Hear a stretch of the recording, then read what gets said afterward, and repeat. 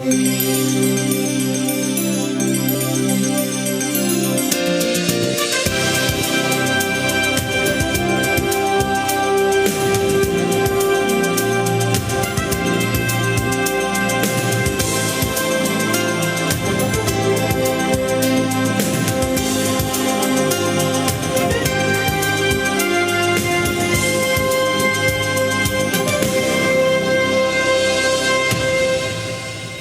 afternoon once more, and welcome again to the Hydrogen and Fuel Cells and Batteries Group Exhibit 2016. Thank you for joining us again. Today we're going to tackle the topic, Canadian moderators take on fuel cell energy.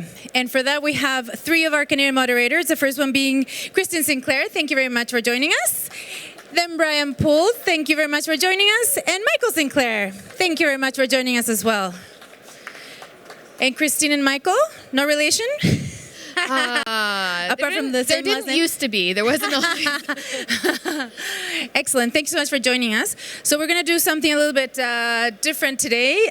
We've been here for moderating for 4 days. It's our fifth day. And we just thought we would try a little bit of different take for everyone to know what we experience being on the other end of the interviews. So my first question to you is if you can all, one by one, ladies first, tell me a little bit about your background. So this is my second time here at the fair. I was here 4 years ago as well. So I did in my undergrad some research in fuel cells, direct methanol fuel cells, and I worked on a university team with a hydrogen car and all that. And a friend of mine came and did the moderation 1 year here, and when he couldn't do it, he recommended me for the job, and I ended up here. And I'm happy to learn more and more and more about the industry. Thank you very much. And Brian Poole? Well, I got involved from the moderator side more. I was teaching comparative literature at the Free University of Berlin, and I was also moderating discussions, literary readings with Russian authors or German authors or English authors. And I got a call through a former student of mine from Uli Walter, who sort of manages us. He's our boss, and simply there he is, right there. Would I like to get involved? And through that, I got in touch with the founder of this whole event, the honored Arno Evers, who founded this in 1995. Very important historical figure, and since then, this has been operating successfully and growing. So it's been a pleasure to be here since then. That was 2004. So you're 15. No, 2001. Sorry. 15 years with us then so far? Yeah. Michael, how about yourself?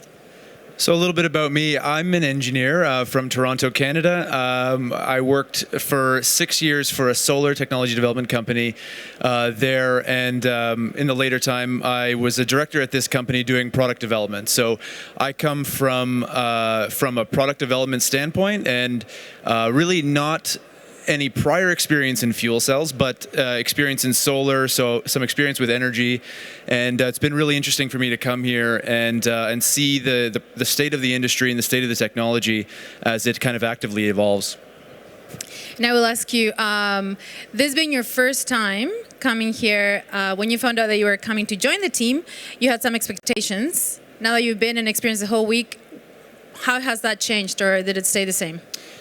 Yeah, so I'm a fuel cells outsider. I have no, like I said, no prior work experience here. But obviously, as somebody who's worked in energy and as an engineer, you're aware of the technology, and I've been aware of the technology, of course, for many years. And as an outsider, you see the same thing that we've all seen. We've seen it take a very long time to get to where it is today, to get to this level of commercialization. And so I came in, I could say, maybe a little bit skeptical about the technology. And now that I've spent 4 days here and I've seen, how many companies are here, they're doing well, they're commercializing products, they're making it to the market. I've left with a very different attitude towards it. I can see now the vision that people in the industry have for this technology, and I'm cautiously optimistic. Like I said, I've been in a product development role. I understand the complexities of bringing a very complicated engineering product to market, and I see why it's taken some time. But when you stick with it, when the funding stays there for these companies to develop these technologies, good things are happening, and we're seeing the technology actually roll out in a meaningful way now. Thank you. And for yourself, Brian, after 15 years of coming to this ghetto trade fair, as you asked me to call it. Yeah, exactly. I asked you to call it a ghetto trade fair because if you go back 15 years, no, I'm serious. You had all of these engineers with the thick bottle glasses crawling out of their dungeon research facilities to present their products here. So you had, for instance, metal hydride storage canisters. They looked like something the Boston bomber took to the Boston Marathon and made you feel about as safe, okay? So that was the status of the technology. You had direct methanol cartridges that looked like a kitchen mess, someone that, the kids are in the kitchen again, look what's left over. All of these technologies simply came and went and came and went. And the commercial approach was, why is this stuff sexy? These guys, the engineers, they will, fine tune till the cows come home. But where is the market product? And now I see there's an entirely different dimension here. The small applications that we dreamt of. This is going to power your laptop. Come on, you just carry a bottle of, methanol in your pocket, and you can view. None of this is turned out to be a practical, large-scale, marketable commodity. But what is changing right now, of course, is being driven by two things: the environmental issues, which are huge, and I suppose we could all return to the subject. That is, there are a number of cities in Europe that are saying we're just going to make diesel vehicles in the city illegal. Don't come to our country. That is a game changer because we need a replacement for vital transportation infrastructure. And the other hand, Germany is overproducing renewables. That is, we don't know what to do with all the energy from the wind turbines, so we're factually turning them off. And this is, engineers like to talk about efficiencies. Oh, mine's 2% more efficient. Let's not be too hard on the engineers here. Just a minute. Come on. Okay, yeah. Well, but the thing is, they're changing their approach. But certainly a wind turbine that is not operating, they turn it off because the grid can't absorb it. That's 100% inefficient. So the question of whether you're 2% more efficient or 3% more efficient, it's kind of like small scale by comparison. So I have one quick question. Anything that you want to add to that? Sympathy for the engineers? Well, we like to paint this picture of engineers just coming out of their laboratories with their Coke bottle glasses, but it's just like to clarify that it's not the engineer's fault. These products aren't to market yet. It's the technology will be ready when it's ready, and it takes time to mature. And these things take a lot of time and a lot of money, and everyone's working very hard to make it happen. And I definitely been on the side of technology development where the business people are Michael, why isn't this ready yet? When is it ready? When is it ready? When will it be ready? And it's hard to make these predictions. It's hard to plan research and development. It's hard to make Gantt charts that have an end that says the product is ready to market, because you do things that you think are going to work and then they don't, and then you have to start again. And this is just the evolution. This is how. Or you have the wrong evolved. strategy. It's back in the day. It's you're working on components. You're working on single stacks or single cells, single units. Whereas this, I agree, there's been a huge evolution of more of a focus on the whole system, making it a product for the consumer. It's a black box or a white box or however fancy you want to paint the outside of the box. It's now a packaged product, and all the systems are integrated with it, and it's a product for the consumer. And that's definitely an attitude I've seen change at the fair here over time. It's a maturation to more of a systems level philosophy. Thank you. And going back to Brian, was there anything else that you wanted to add in regard to what the changes that you've seen in 15 years? Well, just to take up your point there, exactly. The package solution, engineers used to love the Robinson Crusoe scenario. They love that piece of literature because you got this little island and all of the variables are calculable. So there's no grid to compete with, there's no natural gas to compete with, and you can put up your little solar plant, you can have your fuel cell operating, you control all the variables, so that's wonderful. The problem is the large market, well, one of them is like Germany. And for a long time, I really saw this purist perspective, and it didn't want to get contaminated by the fact that you can use a fuel cell and use natural gas as a fuel, and you are 30 to, this year I heard, 50% more effective in using that energy. That reduction in CO2 emissions is beyond what we've obligated to do within Germany. So this is a game changer, but it involves actually looking at what the business model is for the energy suppliers, the larger entities, not simply looking at our fuel cell technology, but looking at the larger issues which are political and which are that energy sector. And you can add the same thing for the automotive sector. For the first time this year, there's a cooperation between Greenlight Innovation and AVL. Now, why I find this interesting is because most of the fuel cell cars are simply take a standard car and stick a fuel cell in it. Why are they not engineering from the ground up? Is there anything that changes when you have a fuel cell car and not a combustion engine? So these people are actually going to do the drivetrain analysis. They're going to treat the automobile as a fuel cell and redesign even the drivetrain to get that optimized for a fuel cell application. I think that's a new approach. Thank you very much. Go ahead.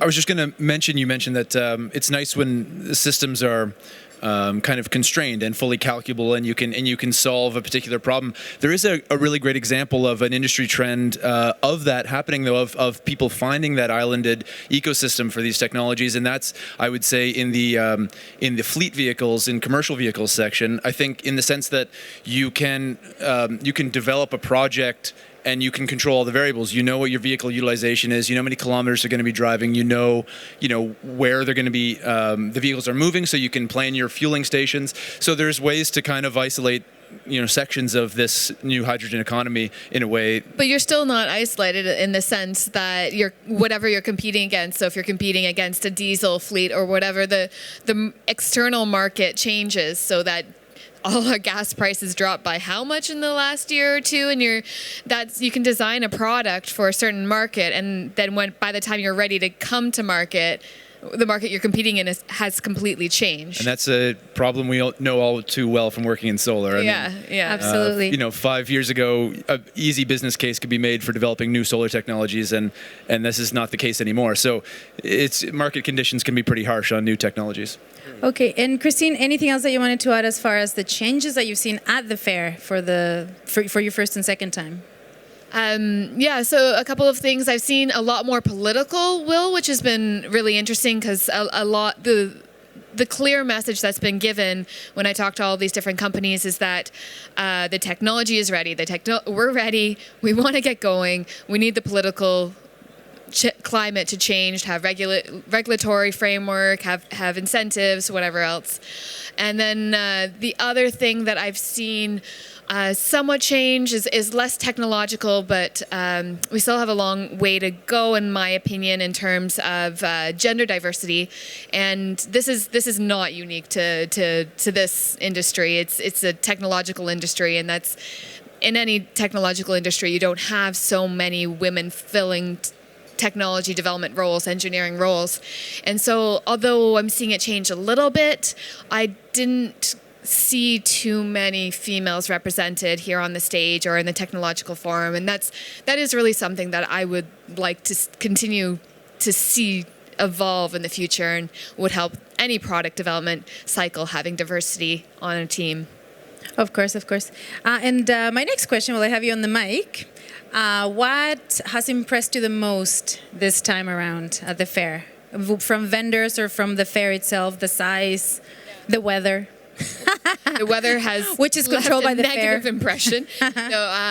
There's one booth in particular that I enjoyed. It's the one from the German fuel cell network that is bringing together all the different micro combined heat and power units, and it's really interesting to see the state of commercialization. There's really units that work from, I think that's like 6 or 7 different industry leaders there, and they're all competitors. They're all going after the same market, and they're standing next to each other saying, no, my product's good, but they're also working together, because if they don't work together, they're not going to be able to raise enough profile and show that the technology is ready, show that they're ready to move forward. So although they're competing against each other, they're also cooperating, and it just shows the maturity of the industry.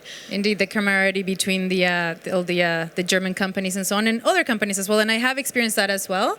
I have mentioned some in pre-interviews to people saying, "Oh, your competitors," using that word specifically, and it's usually they come back with like, well, no, we're working together. And it's always really, really nice to hear that, especially as, I am not a vendor. So it's really nice to hear that. And for yourself, Brian? Well, I can't resist adding a note about the fact that here are a group of Canadian moderators up here. So the Canadian contextualization, we all know that in the history of the development of the fuel cell industry, we have contributors early on of mythic proportions, literally central to the development of the industry. Proportionately, the population of Canada is small, but its contribution to this industry has always been large. And it's always a thrill to have companies on the stage, Hydrogenics, one of them, based in Canada, but now international. So, but if I can stick on the Canadian issue here, because it really is why are so many Canadians moderating? Uli has tried to diversify, but on the notion of diversification, we just had an election. And if you looked at the postcard picture of our new Prime Minister, he's a gorgeous guy, ladies. The gender diversity is an issue that they took very seriously there with appointments, that is 50% of the government. Not to labor that point, but the other issue is, and this is very close to my heart, over the years, I felt worse and worse representing this technology as a Canadian because of the tar sands, because of the commitment to a non-renewable resource, which roped us into believing we would have revenue based on the prices of oil and gas remaining stable and continually rising. This is a horrible business model. And the fluctuation in those costs is also detrimental to the German economy. We do not know what's going to happen with natural gas prices. Worse, we do not know how stable the supply is. So what I really found interesting this year around is we have a few people who are stepping up to the big plate. They're saying, we have to expand renewable production, but how are we going to store it?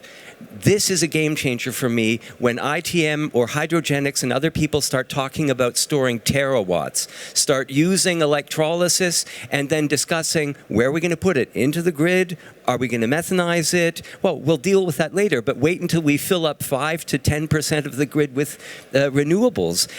That is, there's a huge growth potential there, and it is just phenomenal, and they're aggressively addressing that question of getting away from reliance on non-renewable fossil fuels. And thankfully in Canada, it seems we're heading in the same direction. Yay! Michael, for yourself, what's impressed you most? Some gadgets, perhaps, at this hall? You know me so well.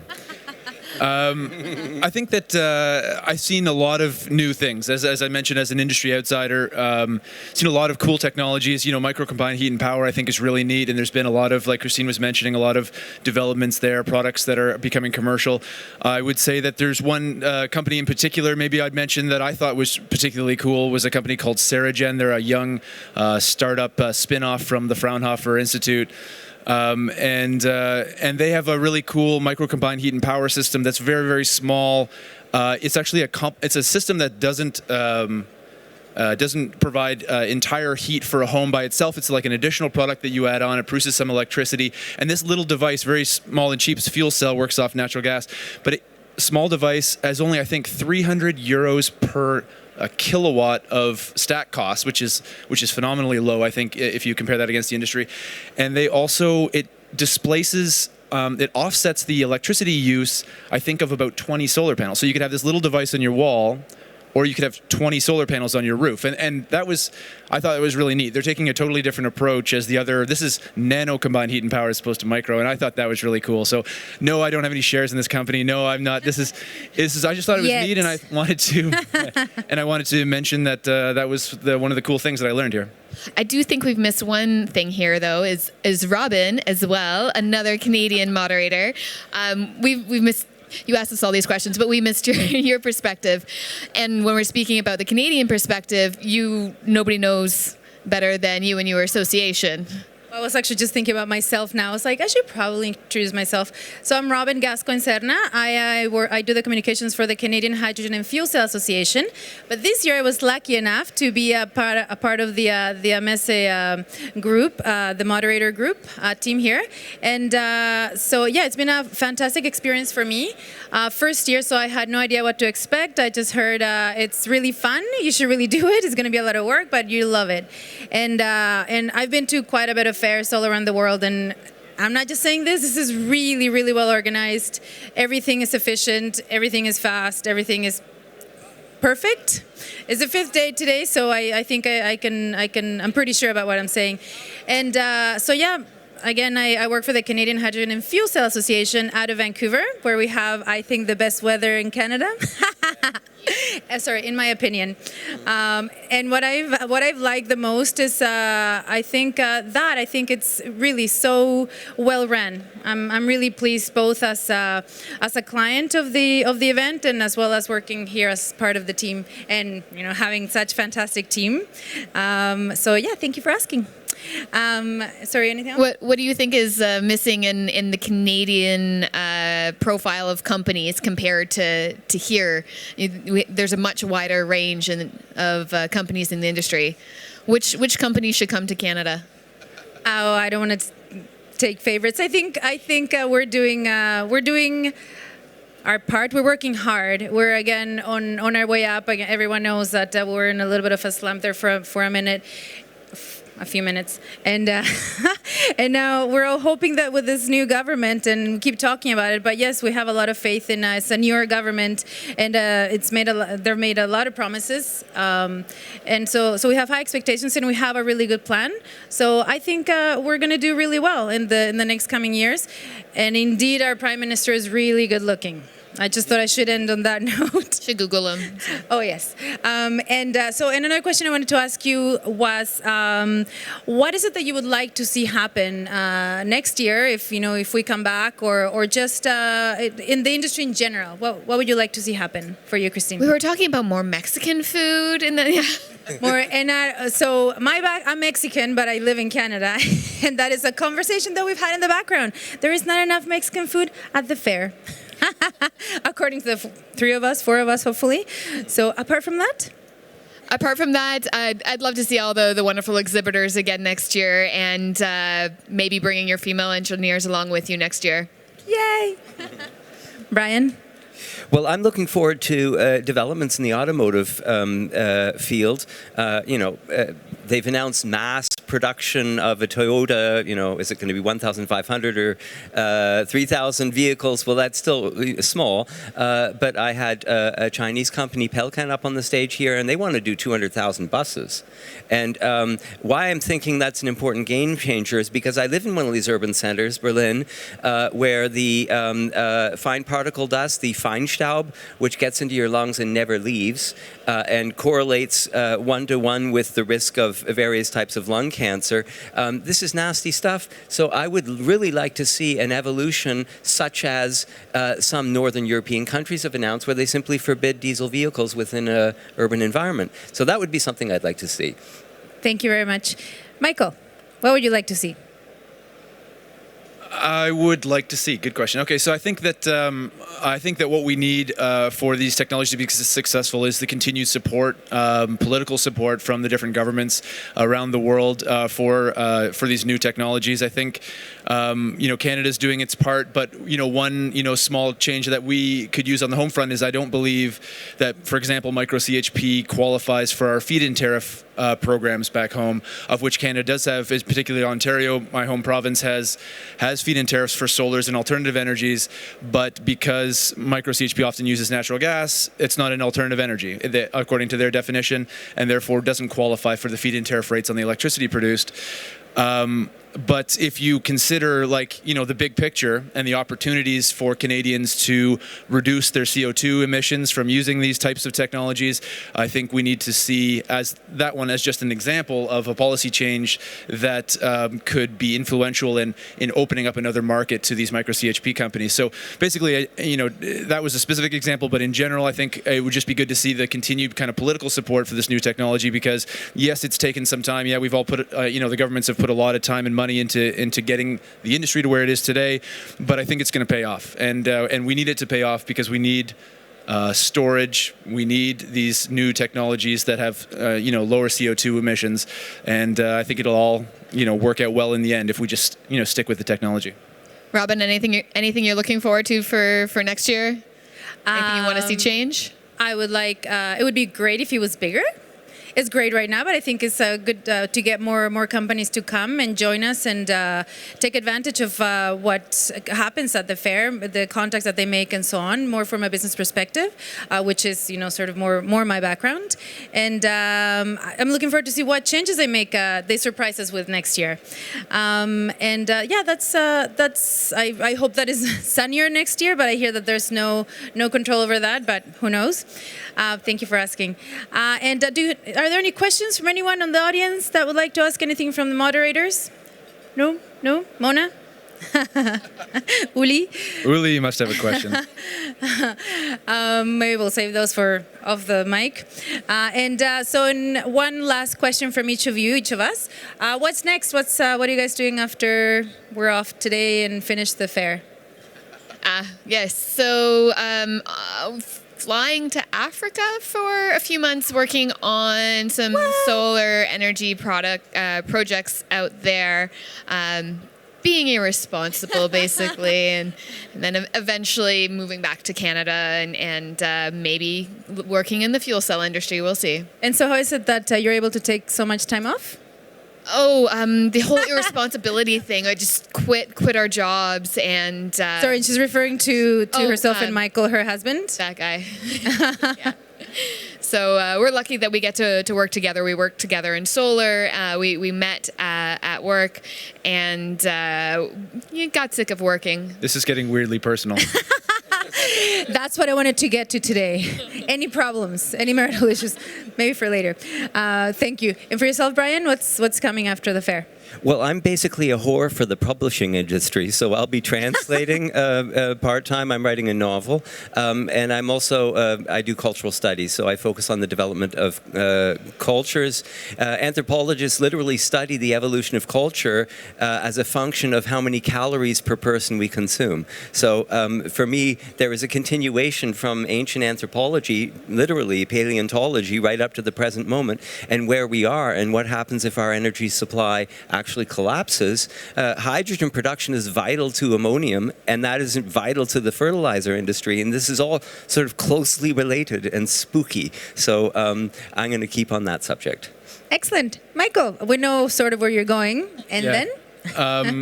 So next steps for both of us really is to enjoy our time doing some humanitarian work in Africa, and that's a short-term thing. It's about 3 months that we're planning that, and then in August we'll be returning back to Canada and trying to reconstruct careers in the Toronto area. And who knows, maybe you'll end up working for one of these companies here after making hopefully many contacts. And for myself, nobody else, but I will tell you. For myself, I am going to Brussels, then I'm going to go to London, then I'm going to go back to Vancouver, take a day off, and then go back to work because the industry needs me. So, but you're running a half marathon in between. This is Friday. You're going to go to Brussels and London, run a half marathon, and back in Vancouver on Sunday, and then show up to work on Monday. She doesn't sleep. I arrive on Saturday in Vancouver, run the half marathon on Sunday, which is almost 22K kilometers, and then back to work on Monday. But I mean, I can sleep later. Well, thank you very much. Sorry, Uli, there's something. Oh, a question? Okay, Uli, thank you very much. This is our boss, ladies and gentlemen. Thank you. It was such a wonderful panel discussion. I really enjoyed it. I think it's the best of the whole week, actually. I can really tell you. And you're so wonderful moderators. And also Mona, please come also closer here to the stage. And the question I would like to ask you is, will you please come back next year? Will you? Each of you. Okay, not your head, please. I would love to have you here once again. So please give them a big hand, please. Big hands. Big hands. Big hands. Okay.